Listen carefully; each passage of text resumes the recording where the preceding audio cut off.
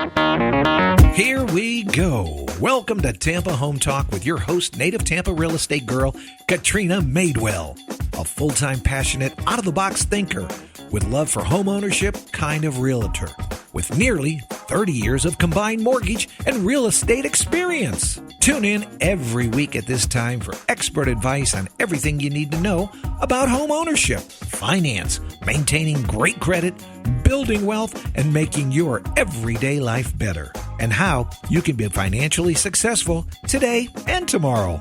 Remember, love where you live or let Katrina fix it. Now, here's your host of Tampa Home Talk, Katrina Madewell. Well, good morning and welcome. Yes, this is the live show on the air here for what's now known as Podcast Radio US.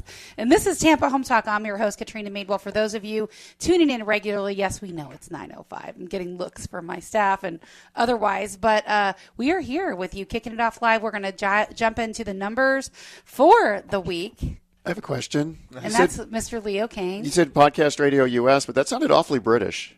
Yeah, I don't control the programming on the station. Where's the disclaimer for the host? That's what I want. I was missing my pints of plain and in my yard of ale for that story of the Brits. All right, so this week we are going to talk all about some of the deed fraud stuff that's coming up. We're going to have some fun stories for you as it relates to title. The theory and the topic for the show is really title problems and things that you can encounter. Of course, we're going to talk about the deed fraud scams because we're all over that. I'm going to tell you how we helped a guy this week that's about 82, I think. I'll share the story with him. Hopefully, Pat can get the audio there loaded, and we'll play a portion of that for you guys so you can hear what the beginning side of that looks like. I'm your host, Katrina Madewell, joined by my co-host, Leo Kane with Barrel Engineering and Inspections. Hello. And Mr. Adam Talley with Talley Insurance. He's in the house. You know, he's hit or miss, 50-50. I've been consistent lately. He has been. Give him credit. Jennie Restrepo with Insured Title Agency, our exclusive sponsor for Tampa Home Talk. Welcome back. Thank you for having me again. Wealth of knowledge, really embedded in the community. She's on this stuff just like us, and we can't wait to talk about it. So before we jump in, we're going to talk about the numbers for the week, and then I got some fun facts for August for you guys. Yay. Since it's August 2nd, right? Is it the 2nd? It is the 2nd. Ready or not. Okay. Yeah, all right. So the number of new listings coming in this week at 901. So that's pretty consistent with last week. Very consistent. 903 last week. I thought we had the same numbers. I'm like, did we do a misprint? No, it's the same. Well, I'll talk about what I'm seeing in the market, too, because I think that's important. The number of pending listings coming in at 843, so that's a smidge down. And the number of price decreases a sharp 1654. That's an important number to watch. And then the sold listings are coming in at 976, so a little ahead of the pending and the active. That's a good sign. The absorption rate. So we've been looking at this. We're tracking right about like a 4-point-something supply of homes. It's a little different from neighborhood to neighborhood. I manually calculated this in the data at the moment we were closing out July because I wanted to see how far behind the Florida Realtors numbers were from the actual numbers on the MLS. And I'll tell you, we're still right about a 4-month absorption rate. I expect that to change pretty quickly as we look at the August numbers based on everything I saw in July. So you think it's going to go higher or lower? No, the activity we're seeing, if you remember, we talked about this early July. I said we're seeing a weird little lull in the market. It's probably just July 4th, the second week. We're going to watch this towards the tail end of July, see if that summer traffic picks up when maybe people are just out on vacation. I think what we're seeing is here to stay for a minute. We're moving into that balanced market, I think, pretty quickly. I think we're going to be here by third quarter. That's my projection. Balanced market means we're going to get worse. We're going to go up to 6 months. We're going to have a 6 to 12 month supply of homes. Yeah, I do think that's the stabilizing point where we're going to stay. But based on the activity that we're seeing on the listings in the market, the number of decreases that are on the market, sharp decreases, very sharp decreases. The number of limited showings we're having on properties. That's how we measure on the front end what direction we're going before people like Danielle see what's already happened. So question for you, what are you seeing? You said like neighborhoods specifically, some of them are better than others when it comes to the absorption rate. I know you don't know specific details, but are there certain areas where you see it's like taking a lot longer versus where it's moving quickly? Yeah, there are. And what I'll tell you is this changes kind of like the stock market, right? So for you to go, hey, what neighborhoods are doing better than others? I don't know, because it's an ever-changing thing all the time. It moves just like the stock market, right? Gotcha. So for example, when I go in and I'm on a listing appointment, I'm looking at the comps to go over pricing with the seller and determine what's a fair market price the home will actually sell for. So the stuff I'm seeing in my current listings matters where we price it on the next listings, because that's the trajectory and the way the market's going. And so essentially when I pull that listing up, what I'm noticing is I'm pulling back 6 months, but there's a big difference in the 6 months prices versus the 90-day prices. There's a big difference. There's also a big difference in the numbers. So typically what I'll do is I'll pull just like an appraiser and what they follow for what they call the USPAP guidelines. And so you have your address. I'm going to pull normally within a 1 mile radius on that property. I'm going to pull within about 20% roughly on the square footage. If it has a pool, I'm going to only include pool homes. If it doesn't, I'm going to take that out. If there's some unique features, we're going to try to include those. For example, it has like a mother-in-law suite or a detached dwelling or something unique about the property. We're going to try to find those same matches. And so single family, of course, again, single family. And so I'll look at everything active, everything pending, and everything sold for the last 6 months. And of course, like one of the properties I went on yesterday was an acre of land. So on that particular property, I had to go out 5 miles to find ample comps. Not uncommon when you get to more rural settings where properties have more land, we have to go out further, right? But we're looking for an accurate depiction of what is in the market. Like what, if a buyer's looking at a home with land, what other homes are around here with land that they would compare us to, right? Like what other homes, if you're looking to spend $400,000, what else will $400,000 buy you, right? So we're looking all around to see what's comparable in terms of square footage and size, and then updates, right? And so we'll always have this range, and then we look to see what's going on. So what I'm noticing is when I pull this and I look at like the stat sheet, I say numbers tell a story. So when I'm looking at this, I'm looking at the number of pending home sales as a sharper number. So going 6 months back, that number is way higher than the number of active and pendings. Now, some neighborhoods, when I go in to pull comps for this home, I may have a ton of active and pretty good amount of pending or no pending. I had one yesterday. I had 3 listing appointments yesterday. One of the ones I went on had 0 pending. It was only active and sold. That's it. No pendings. So that's interesting because it tells you there's nothing pending. It's all active for sale in that neighborhood. So does that mean it's not moving very fast? It means there's not as many buyers in them. That's like the forward direction of where we're going. That's where you don't want to be if you're a listing agent. We're correct. It hasn't shown up in the numbers yet, and it will be different from property to property. And there's always some areas, right, that are going to be different than others. But what I'm seeing is a trending lower in prices. I'm definitely seeing that. So I expect our median price will settle down. We're still above 4. I think we're going to settle in the north 3s. That's what I think is going to happen. We'll see. You know, I'm recorded. All of our shows go to a podcast, so you guys can always come back and spot check me. Do I know what the future brings? No, but I think I've been pretty spot on with my predictions so far. Wouldn't you guys say? What we're seeing? We've had a couple of misses. I mean, it's always come true eventually, but we've had a couple of misses as far as the timing. Like what? What do you think? Well, we didn't predict COVID, and nobody predicted it. And we did say there would be a dip about a year before we actually started seeing the dip. But I mean, we're pretty good at in the moment catching what's going to happen in the next 3 to 4 months. I'd say we were really accurate there. But as far as making that long term, like year plus out, we're there. But we're too far for anyone to project, especially in an election year. Do you think a lot of this has to do with the rate right now? I mean, I think it has to do with a lot of things. I think there's always uncertainty in a market in an election year, always, regardless of who the president is or whatever else is going on. You always have this weird little lull where people just don't like to do stuff in an election year. You do see that. I think that's also combined with the fact that the rates are higher. I think it's also combined with the fact that inflation is still through the roof. Everything costs more. And so all of those things add up. And then you combine that with the last several years of buyers having to take whatever they can get. And so the buyers in the market now buying at these higher interest rates, they are choosy. They're noticing every little thing. Correct. They're nitpicking fantastic homes apart, like homes that really, it's a great home. There's nothing wrong with it. It's solid. Things are updated. They're nitpicking little things. Well, they think they have more options. They do, and they're getting more options. So anyway, we're seeing that in the market. And so, looking at these things like the number of pendings at 843, where the number of new listings come in at 901, that's minor. But if it continues, it moves us towards that balanced market, right? And so week over week, month over month, we're looking at this data to see how it stacks up. But I can tell you right now, and I just did a whole video on this, and if you want it, you can call or text 813-377-2775. What it was I did a Tampa market update for July, and it's pretty good. I pulled all the data for the 3 counties. I pulled how long it's taking for homes to sell, how long it's taking for us to get under contract. Pretty detailed information that will drop this week. If you follow me or subscribe to my YouTube channel, you're going to get that already, or you follow me on social media, you're going to see that. But if you want me to text you a link, just call or text 813-377-2775. It'll give you more of an in-depth look at exactly what we're talking about today. I think the video is about 4 minutes, but if you're interested, you'll want to watch it. 813-377-2775.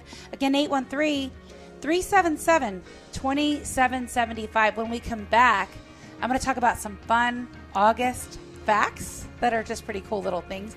One of them, August is the only month that's also known as the top 1,000 names for men. So that's a man named August. One of the top 1,000 names. Augie. August. All right. Augustus. We're in August 2024. This is Tampa Home Talk. I'm your host, Katrina Madewell. When we come back, we'll chat about a couple other little August fun facts. And then we're going to dive right into the meat and the potatoes of those title problems we're going to see. Stick around. Welcome home. This is Leo Kane with Barrel Engineering and Inspection. I believe we have a caller on the air. No, we don't. We have a caller that wants to call in on the air, and we're like, no, not yet. We have too much stuff to talk about this week. Oh, we have a caller that we called on the air last week. Wait. We got legitimate stuff we want to talk about, and I'm going to play the audio from one of these scammer calls that came in. You guys excited about that, Jenny? Yeah. Are you excited to hear that? You are. That's okay. the caller on the air. A couple other little things are going to. No, that was an actual call I took, so we'll chat about that. But a couple fun facts on August. The Purple Heart was created August 7th, 1782. Wow, I didn't know it was that old. I didn't know it was that old either. So it was from the Revolutionary Wars, the Purple Heart? That would be that. It's old, yeah. Well, is it the American Purple Heart or the British Purple Heart? I don't know. It just says the Purple Heart was created August 7th, 1782. I thought it was so long ago, it was cool to pull up.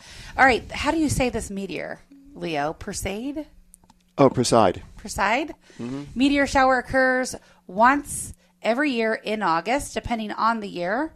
And it can be one of the most spectacular shows in the sky. The National Sleep Under the Stars night is the perfect holiday to experience the event. I thought that was cool, right? Little fun fact for August. What day is it for this year? I don't know. I don't have the day. Sad. But here's the fourth fun fact that I wanted to pull up, which directly relates to our show. More people move during August than any other month. Got to get ready for school. So whether they bought or sold a house or they're moving into a bigger or smaller apartment, doing so in the month of August seems to be the month over any other month. It's kind of like a nationwide sort of thing, right? That makes sense. Which makes sense, especially in those northern climates. Isn't it back to school next week or the week after? Yeah, it's real soon. It's right around the corner. The 12th August for 12th. for Hillsborough County. I generally don't care because I don't have child, but I do care about the extra traffic in the morning. Yeah, for It's sure. the 12th for Pinellas County, too.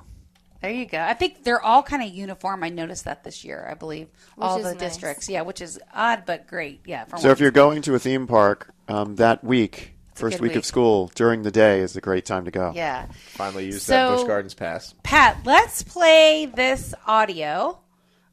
Play the beginning part of this call-in that we got. It was an appointment set for someone that wants to sell a piece of land. Remember we said that's a prime target. Vacant land? Tell me Vacant more. land.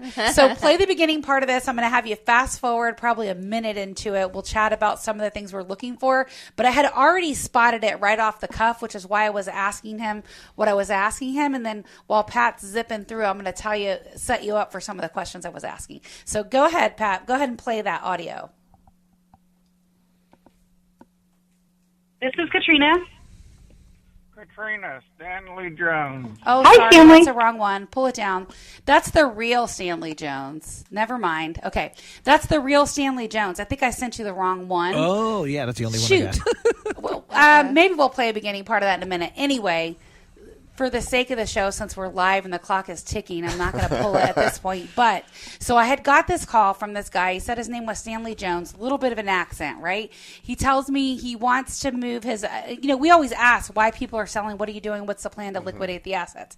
And he says, well, I want to liquidate my assets from Tampa and I'm moving to New York, blah, blah, blah, all this stuff, right? So I start asking him because I have a feeling, right? And I'm like, well, how much are you thinking you want to get for this? Mind you, this is a property on the river. He says 200,000. And I said, oh, okay. Yeah, great. And can you tell me, how long have you owned the property? Mind you, I've got public records open right in front of me, and I can see how long he's owned the property. I just want to see what he says, right? And he's telling me 3 or 4 years. In the meantime, the real Stanley Jones has owned it a lot longer than 3 or 4 years. And by this one, I've already clicked around, so I know that Stanley Jones also owns the adjacent parcels. We're going back and forth on the address a little bit. And then what else did I ask him? I asked him a couple of other things that were all related to public record information, which he should have at least had nailed if he was going to talk to me. Oh, I asked him what his mailing address was in New York. He said, I'll send that to you in an email. Well, I could see the mailing address was already a different address in Tampa, not New York.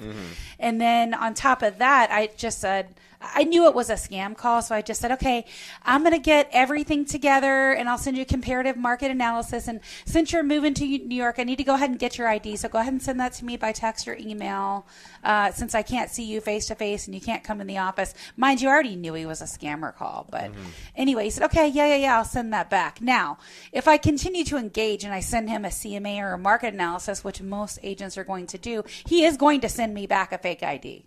He is going to do that. Oh, definitely. Yeah. So, with that being said, says official on it. That's how you do it. Jenny, they're real fake IDs. Yes, I've heard of the. You're asking for the ID, and they're sending it in, and it looks perfect because they know how to use Photoshop. Photo editing software has gotten so easy to use now. It's not. You don't have to have computer hacking skills to be able to come up with a fake ID.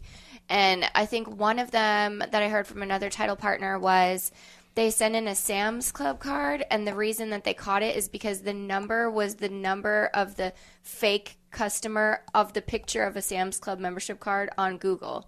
Like if you Googled a Sam's Club membership card, it was the number was 1 2. Yeah, that number was the number on this one. But the names matched. 888-666-777. That's actually not a lot of people are going to check that though. I mean, that's smart. Yeah. So what's the guy? So this guy called you to sell this property. What's his? So he's trying to bring you in on this fraud, not like... Yeah, he's trying to get me, he's trying to rope me into sending him a listing agreement so we can get on down the road. If we can get the FBI involved in this, I'll do it for real. We'll set them up and try to sting them. I mean, that's what we should do. Here's the unfortunate truth is the FBI doesn't care. They don't care. Yeah. It is true. So with that being said, I was able to catch up with the real Stanley Jones. That was the beginning part of the audio that you heard. Do you guys want to play part of that or no? Yeah. What is the actual Stanley Jones say about this? Well, okay. Well, I talked to him. Is he a celebrity? A lot. I mean, you're talking about the actual Stanley guy. No, I didn't know. I'm gonna look him up. I found him. But you've talked to him since. I've talked to him since. I actually ended up talking to him for about an hour yesterday. He's a pretty fascinating. Shouldn't we guy. change the show? Go ahead and play it. Should we change the name to protect the interest? Does he want to list the property and sell it though? He said he might for the right price, but I can tell you it's not 200,000. It's probably more $3 million. Right. What river is it on? Hillsborough River. Oh wow. Okay. Yeah. Hell yeah, Stanley Jones. Let's go, buddy. I thought we changed the names to protect the innocent on these things. Well, it's the real okay. Stanley Jones. I don't think the real Stanley Jones will care, and it's in public records anyway. So, okay, let's play the beginning part of that for just a minute, Pat, and then I'll tell you when to pull it down, and we'll chat about it a little bit more. If there's any sensitive information, pull that down, like addresses and stuff. Pod that down. Yeah, you won't know until it's too late. Well, no, he can pull it down. We got a 5-second buffer. Oh, that's true. Are you there, Pat, or did we lose you? I think he might be doing traffic and weather. He might be. Shoot. Well, that was not very timely. Oh, well. Speaking of traffic and weather, we got a little storm brewing. We do. So anyway, I have to laugh at these storms. I mean, this one, it's... You're just mad because Beryl didn't make an impact. Beryl made a huge impact. Beryl set a whole bunch of records, and they didn't retire the name of the storm. That was great. Beryl was the first storm of a Category 5 that early in the season. Stayed Category 5, got almost to what they consider Category 6. It set a whole bunch of records, and then it did not hit my favorite country in the world. It just went straight north of it. Talking about Belize? Talking about Belize. So, I mean, I'm very happy with the way Hurricane Beryl went. Now, this storm in particular, it's been a yellow X for most of the week, which means that it's really hard to predict, so models are going all over the place. So you look at the Jacksonville newspaper, it says it's hitting Jacksonville. Look at the Palm Beach newspaper, it says it's hitting Palm Beach. You look at the Tampa Bay Times, it says it's hitting Tampa. So now it's an orange X, so it's a little bit more defined, but it seems to be tracking further west. But now they're expecting it to do like this horseshoe hook. Now, Adam, before the show started, was asking me what causes these hooks, and that would be the Gulf Stream. So you have to think, in the toilet bowl that is the Gulf of Mexico, you have a ring going around the outside, just like you would in your real toilet bowl. Clockwise or counterclockwise? It's actually going clockwise. So when you flush, you know how the water spins around the top of the bowl and then moves down? Well, that's what we have along the land. So we have this nice warm water that's coming up from the southern part of the Gulf and the southern part of the Atlantic. It goes up around Texas through Louisiana, gets all that muck and mud, ruins our beautiful beaches here, brings us the red tide, curves around Miami, and goes back up the East Coast. So when these storms come around the south part of Florida, there's this huge Gulf Stream current pushing it, but it's also fueling it because it's warmer water, but it's pushing the storm further to the south, and that's what causes these hooks. And ultimately, because of where Tampa is located, the two pieces of the Gulf Stream are hitting the storms, which is why we have the Indian burial ground, as some people think, Yes. protecting Tampa from direct hits. And it's because of where the Gulf Stream's located and the fact that it hooks, we have a natural buffer that the storm has to jog around or just be strong enough, like a Charlie or an Ian, to just barrel through. No pun intended. Now, I almost said that. No, thanks. He's back. Glad you're back, Pat. Why, were you looking for me? Yeah, We were we looking were. for But you. I'll kind of do my little tip on this while we're here. That way we can focus Move on on. title after this. While it's still a wave or a little depression, we're still fine. However, Next week's all different. this is probably not going to affect us with this particular storm. But if you're looking at buying a house, or you're looking at switching your insurance, or you're looking at doing any of these things, what happens is if this is a tropical storm and it gets close enough to Florida, the little box, as they like to say, carriers will shut down production.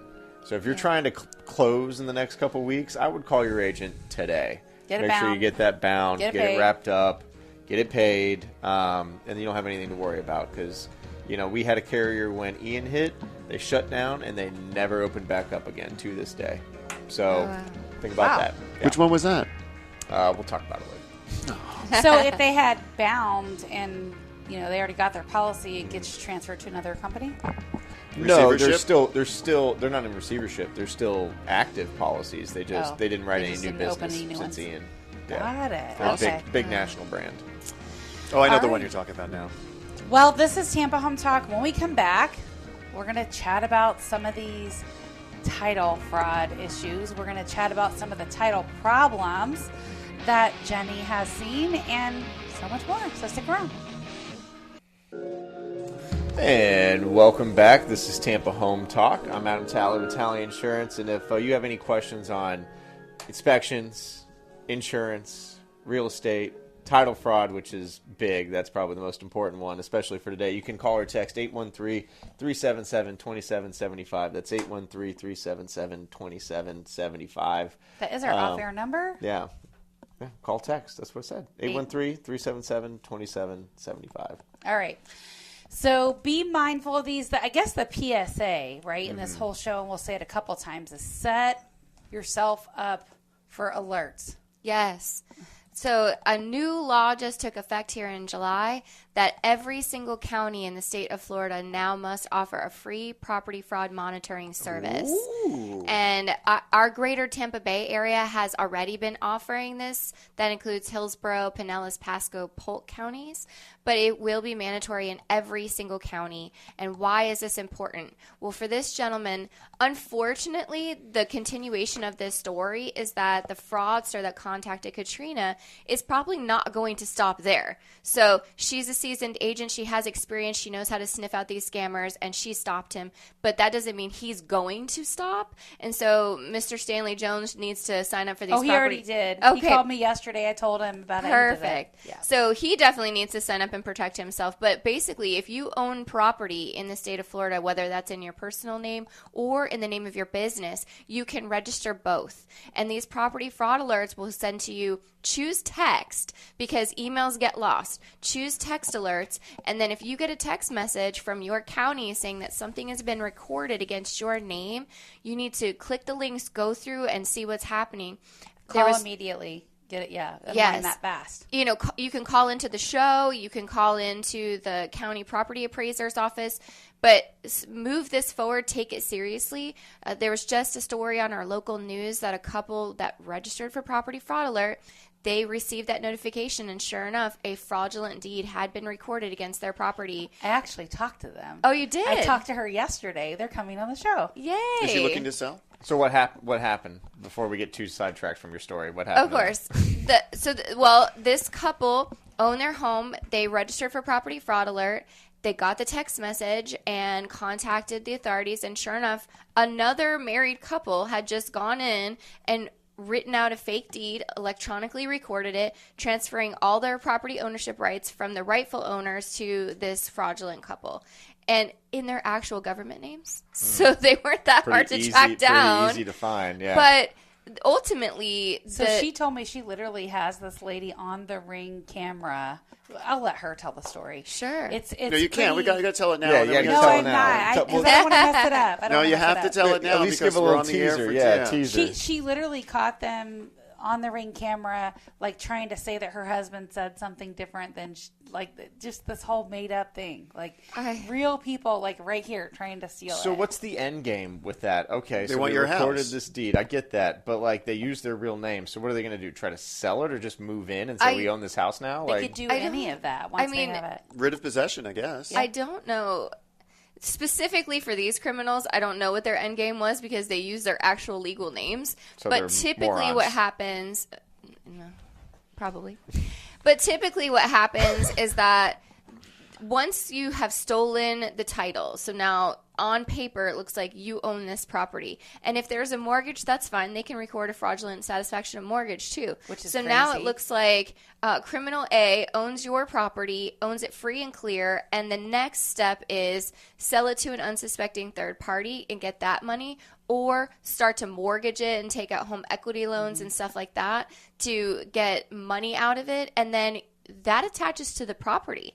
Yep. So now you're living in your home, you're paying your mortgage, and all of a sudden you're getting foreclosed on, you're getting evicted because you had no idea that these things were happening. And so there was the other criminal I've spoken about, Michael Bogstead, he was double dipping.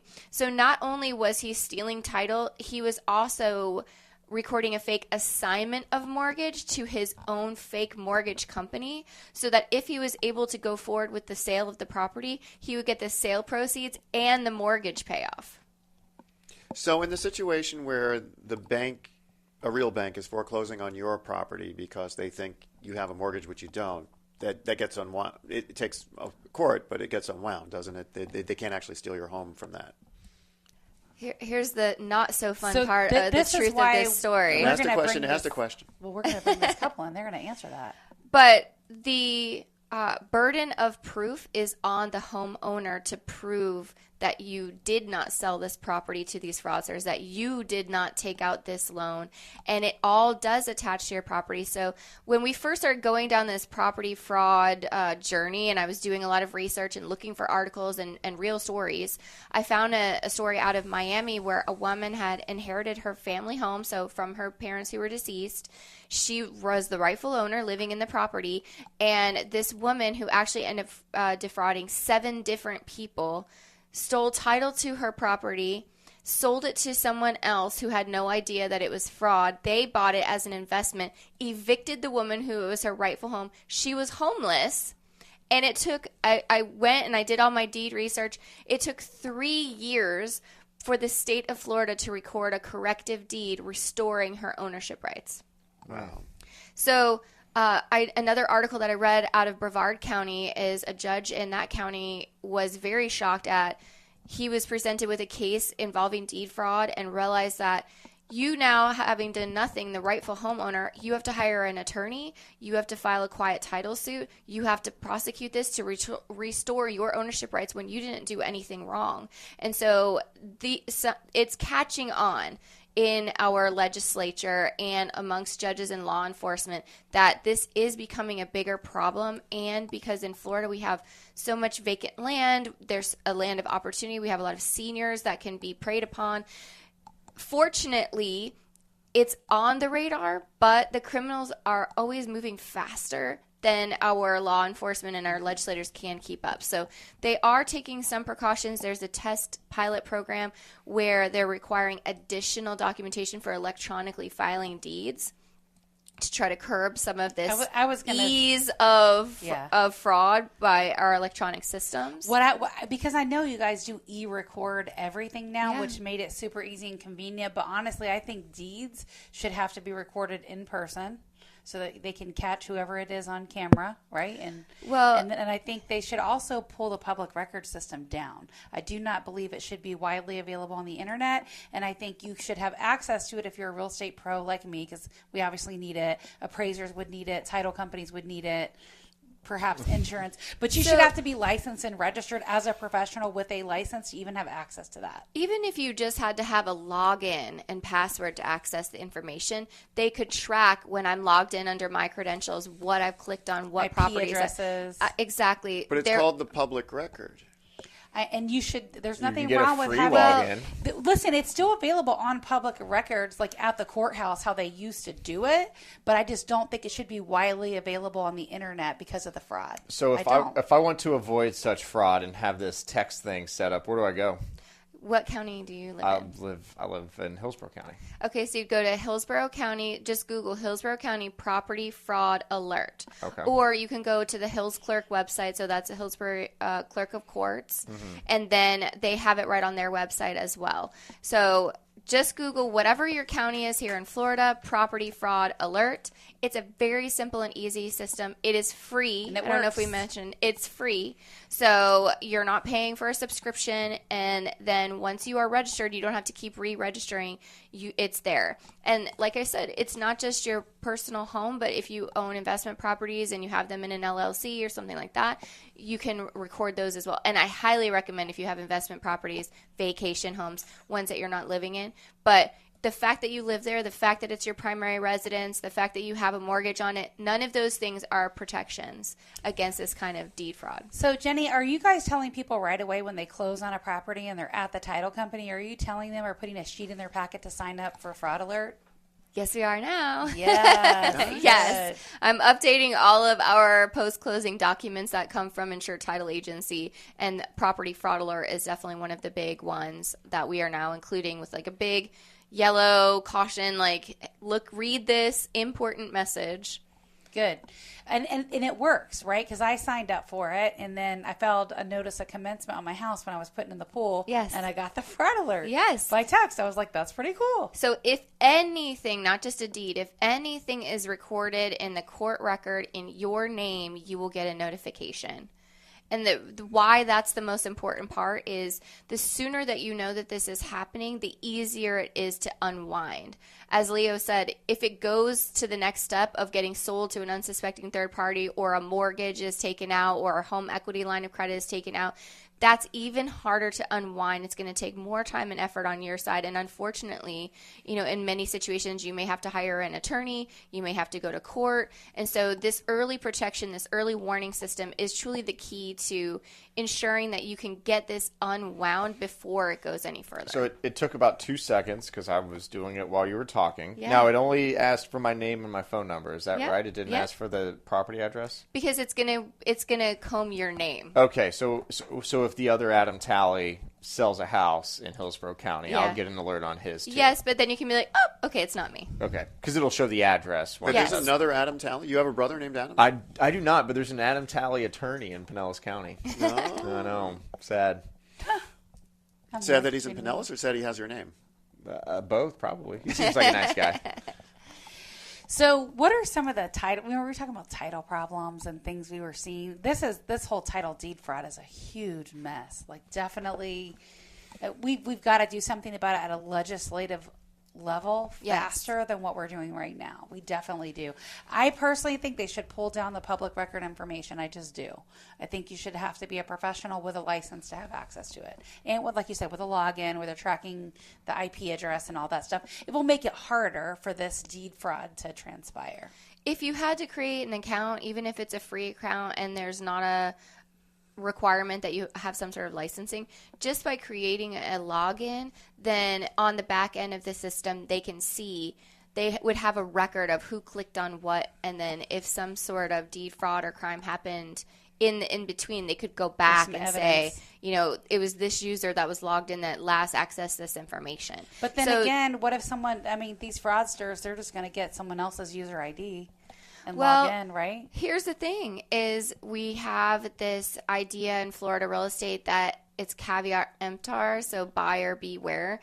If you are a homeowner, you have to take, if you have a security system or you have a fence or you have cameras, you have to protect your homestead. This is just another layer of, it is a free service. There is Adam just did it in 2 seconds on his phone while we were live on air. So it's that easy, folks. It's that easy. And if you don't know how to do it, call into the show and Katrina or someone from her team can help you get signed up. And that number is 813-377-2775. You can call or text. We'll be happy to send you that link to protect yourself against property fraud. 813-377-2775. And if you think, oh, it won't happen to me, this is someone else, I think when you hear the story of Larry and Dreama, the people that I talked to yesterday as well, you might change your mind. 813-377-2775. That's our off-air number. You can call or text us. 813-377-2775. Just shoot us a quick text that you're looking for the property fraud alert link in the county you're in, and we will send that right over to you to save you the search. I'm your host, Katrina Madewell. This is Tampa Home Talk, and we will be back right after this break. Stick around. Oh, we're back. Welcome back. We're still trying to figure out how to protect our properties over here. Leo's doing it too. You're going to have a couple safe properties in this house. I just got to make sure I didn't forget anything. Yeah. I'm going to have to go home and tell my parents about this, make sure they're protected. It's really a big thing. It's bigger than people think. So it's, and it's not the only thing. There's a whole bunch of title mess, right? You got some stories we're going to talk about this morning? I do. So title fraud is obviously one of those things that you have no control over. The other thing that we see which causes the biggest mess is quit claim deeds. Oh, I hate those. Not quick. Some people call them, it's quit claim deeds. QUIT. Yes. So what is a quit claim deed? Well, typically that is the type of deed that you would use to transfer ownership, oftentimes between family members, or something simple like that. What you usually have is a warranty deed, which means that you're transferring your ownership rights, and those ownership rights are warranted because you did a full title search and you ensured that when you transferred your ownership rights to this new owner, that it was free and clear of any debts or encumbrances. But it is possible, like, for example, if you buy a property at auction, that you're just going to get a certificate of title. That certificate of title does not guarantee that this property doesn't come with a bunch of baggage. So you do own it, but you also own potentially any other problem. Trash. All the garbage, which usually they're full of garbage too. So you get all of that plus any title garbage transfers with the property. Which can be fixed, but with it can. Exactly. For a price, Siri. It depends on how much and what it is. But yes. So for example, I had a lender partner call me and he was like, we're trying to close this deal. I'm representing the buyer. Their rate lock is about to expire. This title company, not insured title agency, this other shall not be named title company, they're dragging their feet. They've been, delaying us this whole time, causing problems. They're the reason that we've had to have an extension. That's a real thing with the buyer losing their rate lock. I mean, it could cost them tens of thousands. Well, something I want all the listeners to know is a title company is not a party to your contract. It's a vendor. So a title company having issues that are their own problem that's not delaying yours. Your contract is not your problem. pull that contract and send it to a reputable title company like Insured Title Agency and get it closed on time. Because if you start working with a third-party servicer that is not providing you the service that you've requested, you don't have to move mountains to move that contract. That you don't owe them an allegiance or anything. You didn't sign a contract with the title company. So I say that it pertains to us too, but I hear too many stories of agents saying that the title company caused us to close late. Why? Just pull it because they think they have too much control. That's why. No. They're a vendor.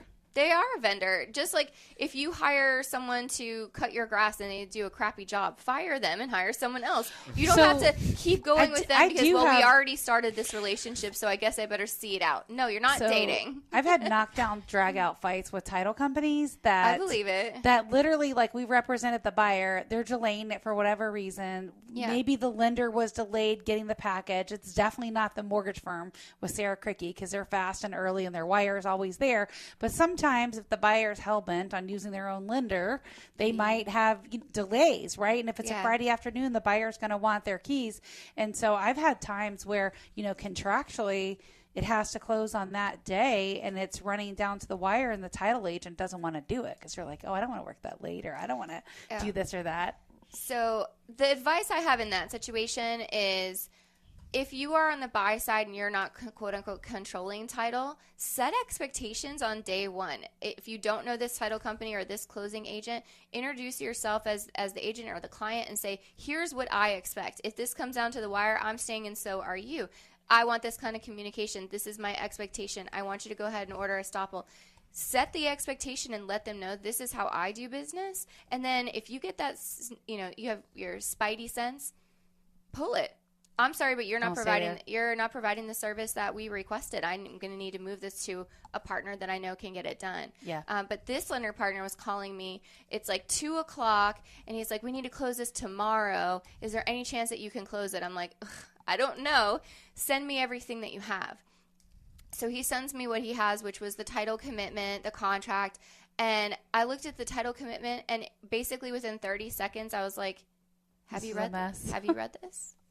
You're talking about the title company not being able to close. I don't know that you're able to close. Did anyone look at this title commitment? It is a hot mess. He's like, what do you mean? I said, well, first of all, so I'm looping back to the quitclaim deed. First of all, I'm looking at a handwritten quitclaim deed transferring ownership from the prior seller to this current owner, alleged owner. That's always a red flag. Red flag.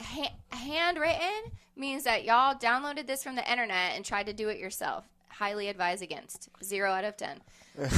Like, even if you're doing this legitimately, even if legitimately, Adam, you say, okay, Katrina, I'm going to give you X dollars for this property. We're just going to do it ourselves. We don't need an attorney. We don't need anybody. We're just going to do it and handwrite it. So many title problems come with that. Clouds on title, legal descriptions wrong. We had a woman, separate story. Legitimate people. Yes, separate story, but we did have an elderly woman who had inherited this property from her father 30 years prior. It was her father. He gave her the house. And unfortunately now father is deceased. She's getting older. She wants to sell the property and be able to move into a retirement community. They did not execute the deed properly. So what happened? What was wrong with the deed? Do you know? Do you remember? There was a typo in the legal description. Oh, there we go. I said the legal description, didn't I? So what happens in that case? What happened to her? So she tried to file a quiet title suit. The court denied it, meaning like a fast review of it. So and she had to go through probate. Yeah. On her father's ownership rights of the property from 30 years prior. All because, well, we're family. We can just do this real quick and save a buck. No, it's not worth it. No. Now, if dad was not deceased, we could do a corrective deed. It's not a big deal. But typically in those situations, if it's an inheritance property, that person is no longer with us. And so therefore we cannot have them posthumously sign. Get a ladybird deed filed. Do this correctly, because the consequences for doing it incorrectly are going to come back way later, and they're going to be a way bigger problem And more than just simply going to get a flat rate done with an attorney and have this done correctly. What are some other title problems you see like that? That's a big one, like handwritten paperwork on your own, or not even handwritten. Like Did they deliver it by carrier DIY pigeon? paperwork. Like, is what a happened? I mean, it sounds crazy, Adam, for your generation, but like back in mine, the handwritten stuff wasn't. Oh no, it was normal. In our file room, we have stuff that was written on carbon paper Yeah. back in the 80s. Like Yeah. it happens. Like, Actually, on our that was still conference table. around. So if you come to the insurer title agency office, under the glass of our conference table is the chain of title of the owner's family farm from Missouri, going back to like the 1800s. And there are these little documents in handwritten pen and cursive writing. Like, can't even see. yeah, you're like, There's this is all it took to buy and sell a property. Yes. Well, there's yes. actually the Pioneer Museum in Dade City. I know that's because I went on a field trip with my kids there. They have all this old stuff, including old public records that are real public records Yeah. in Pasco. And you can go there and see that scroll handwriting, just like you're talking about, where they're conveying deeds. Exactly. I mean, given the technology of the time, this was completely legitimate, but you still Honestly, went to... I feel like because I have been around since the early 90s doing business, I feel like we saw all this handwritten stuff all the way until probably the late 90s. I'm sure, because if you're thinking like this person owned this home, then they lived there for a lifetime and now they're selling it. If we're talking in the 80s or the early 90s, when was that? The 50s? They were handwriting things. Maybe it was a typewriter, but Oh, it was definitely a typewriter in the 90s. It was. It doesn't make it false or inaccurate, but in today's day and age, It's a red flag. when you see something, just if you see a quit claim deed, questions must be asked. What happened in this? So going back to that lender's story is, I'm looking at a title commitment. The deed was the first problem. The next problem was that the prior owner has liens, debts, judgments, and they are all on the title commitment because those don't go away when you sell the property. The entire point of things attaching to your property is so that there's some sort of guarantee that these debts could be paid should you transfer ownership of the property. So for example, if you go to sell your house and you have a judgment, you have a utility lien, you have code enforcement liens, those must be satisfied out of the proceeds of the sale in order for you to transfer the property from your name to a new buyer if you go through the proper route.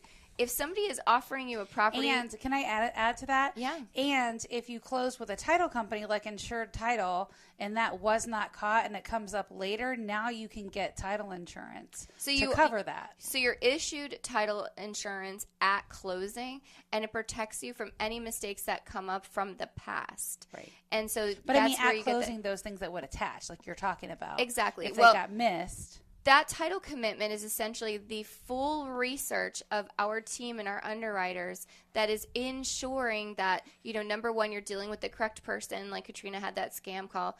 First, we're vetting the seller, making sure that we've got the correct rightful seller, and all of the sellers with the correct person, like Katrina had that scam call. First, we're vetting the seller, making sure that we've got the correct rightful seller, and all of the sellers, because there could be more than one. So to wrap up all of that is, don't go around not using a professional real estate agent, not using other professional licensees, going through the title company, getting that full search, getting that owner's policy, because that is the only way that you can be guaranteed that what you think you're buying, you're actually buying and receiving all of those ownership rights. So did the other title company mess up, or were they in the process of trying to figure that out? Oh, they messed up because Okay. no one seemed They to didn't know. they didn't tell them that. Okay. So the contract doesn't It looks obligate. like our extra 5 minutes, we're not going to get it because I hear the music rolling in. So we're going to call that a wrap. And Oh, boy. maybe we'll get an extra 5 minutes next week. come This back week. when the Yes. people come. This is Well, Tampa Home I'll Talk. never run out of stories. Love where you live or we're going to fix it. Welcome home. Love where you live, or my mommy will fix it. And we're out.